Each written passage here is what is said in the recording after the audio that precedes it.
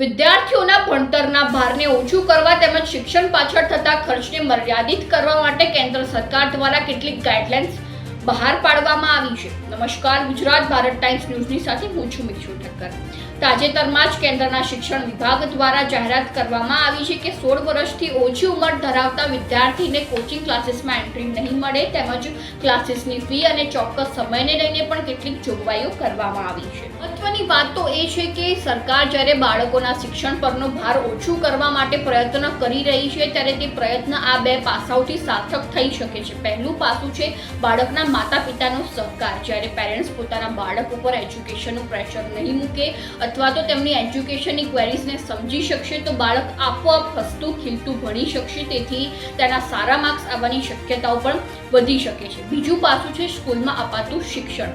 હાલમાં એવી ખરાબ પરિસ્થિતિ જોવા મળી રહી છે કે સ્કૂલમાં નિમ્ન કક્ષાનું શિક્ષણ આપવામાં આવે છે, તેથી સારું શિક્ષણ મેળવવા માટે બાળકો કોચિંગ ક્લાસીસમાં જતા હોય છે અને દિવસ દરમિયાન સ્કૂલ અને કોચિંગ ક્લાસીસમાં સમય પસાર થઈ જતા તેઓ પોતાને સમય નથી આપી શકતા અને દિવસ દરમિયાન ટેન્શનમાં રહેતા હોય છે।